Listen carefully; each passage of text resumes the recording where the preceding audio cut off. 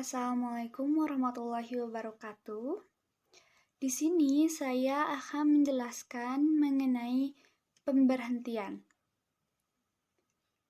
Nah, sebelumnya, perkenalkan, nama saya Kirana Mutakina Sabira dengan NIM 19308111167 dari Administrasi Bisnis 4D.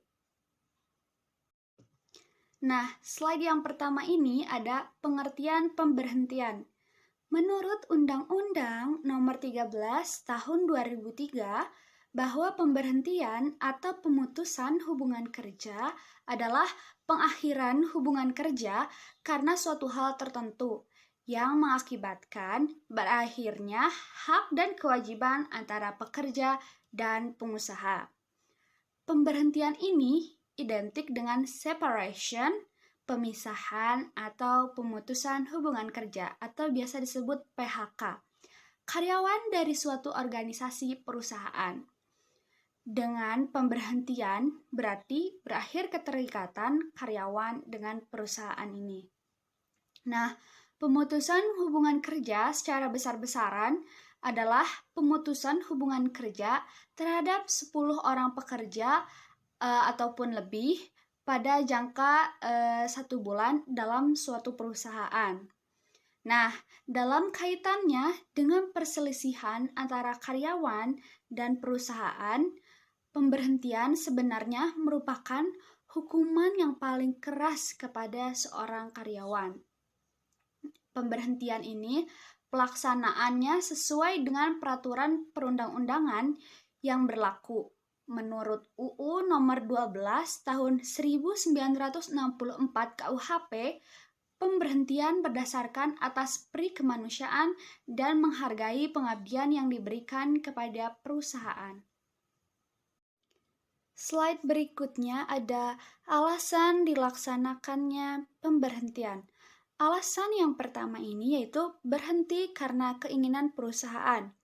Perusahaan dapat memberhentikan karyawannya baik secara terhormat ataupun secara tidak terhormat. Nah, alasan lainnya yaitu karena karyawan tidak mampu mengerjakan pekerjaannya serta perilaku dan kedisiplinannya kurang baik, melanggar peraturan dan tata tertib perusahaan, ataupun tidak dapat bekerja sama. Nah, konflik dengan karyawan lain serta melakukan tindakan amoral. Maka, konsekuensinya perusahaan ini harus memberikan uang pesangon dan uang jasa kepada karyawan dengan status yang tetap, yang besarnya sudah disesuaikan dengan undang-undang yang berlaku.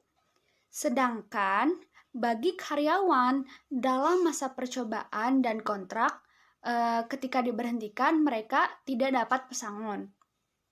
Alasan yang kedua ini yaitu berhenti karena keinginan karyawan.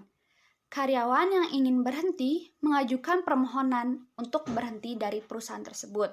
Nah, permohonan ini disertai alasan dan pada saat kapan akan berhentinya, karena hal ini perlu dilakukan agar perusahaan ini dapat menemukan pengganti agar kegiatan perusahaan itu tidak terganggu.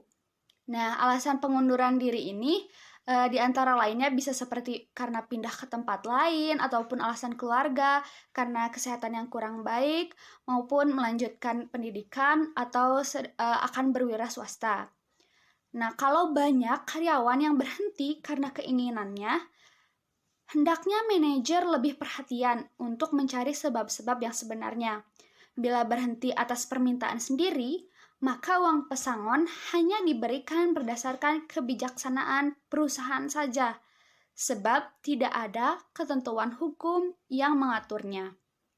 Nah, alasan yang ketiga yaitu karena pensiun. Pensiun adalah pemberhentian karyawan atas keinginan perusahaan, undang-undang, ataupun keinginan karyawannya sendiri.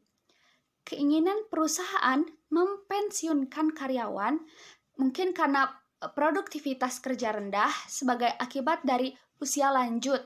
Ada juga karena fisik yang karena kecelakaan dalam melaksanakan pekerjaan. Nah, Undang-undang mempensiunkan seseorang karena telah mencapai batas usia dan masa kerja tertentu. Misalnya, usianya sudah mencapai 55 tahun dan minimum memiliki masa kerja selama 15 tahun. Pensiun karena keinginan karyawan adalah pensiun atas permintaan sendiri dengan mengajukan surat permohonan setelah mencapai masa kerja tertentu. Dan permohonannya harus dikabulkan oleh perusahaan.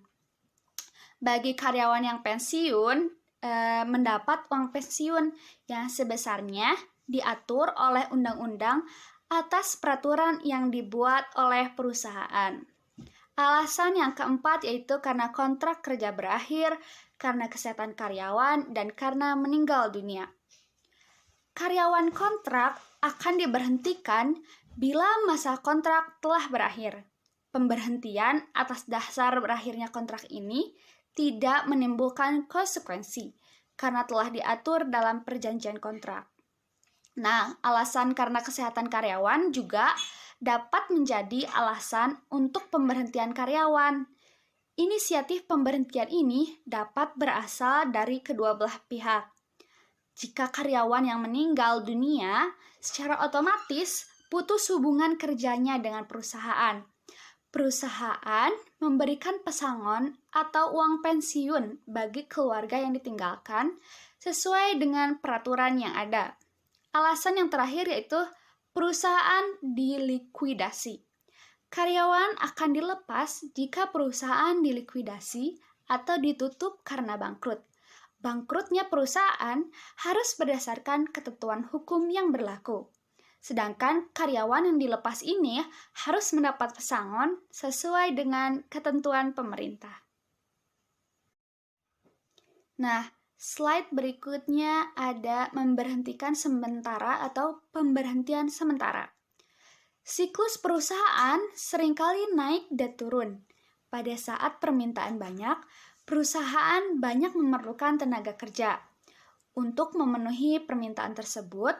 Tetapi manakala permintaan turun, tidak ada pilihan lain kecuali memberhentikan sementara atau merumahkan karyawannya atau biasa disebut dengan layoff. Nah, meskipun dirumahkan, tidaklah sama dengan dipecat. Namun, keduanya mempunyai efek yang sama, yaitu akan menyebabkan karyawan menganggur. Dirumahkan dapat menjadi lebih buruk secara psikologis daripada diberhentikan. Dengan diberhentikan, hubungan dengan perusahaan ini dapat diputus dan mantan karyawan tidak mempunyai pilihan kecuali mencari pekerjaan lain. Sedangkan hal ini tidak terjadi manakala karyawan dirumahkan, karena karyawan memiliki hubungan dengan perusahaan. Jadi mereka itu masih memiliki hubungan dengan perusahaan. Untuk itulah, maka setiap karyawan yang akan diterima wajib diberitahu sistem yang dilakukan oleh perusahaan, termasuk bila karyawan terpaksa dirumahkan. Prosedur layoff ini biasanya dinyatakan secara jelas dalam perjanjian manajemen karyawan. Nah, prosedur menarik kembali atau recalling karyawan yang dirumahkan biasanya harus dinyatakan secara jelas pula dalam perjanjian manajemen karyawan. Slide berikutnya ada mengenai proses pemberhentian. Proses pemecatan harus melalui prosedur-prosedur sebagai berikut. Yang pertama, musyawarah karyawan dengan pimpinan. Yang kedua, musyawarah pimpinan serikat buruh dengan pimpinan perusahaan. Yang ketiga, musyawarah pimpinan serikat buruh, pimpinan perusahaan, dan P4D, yaitu putusan panitia penyelesaian perselisihan daerah. Yang keempat yaitu musyawarah antara serikat buruh, pimpinan perusahaan, dan P4P, yaitu putusan panitia penyelesaian perselisihan pusat. Nah, yang terakhir itu ada pemutusan berdasarkan keputusan pengadilan negeri. Mungkin cukup sekian yang dapat saya sampaikan. Mohon maaf apabila ada kesalahan maupun kekurangan. Terima kasih. Wassalamualaikum warahmatullahi wabarakatuh.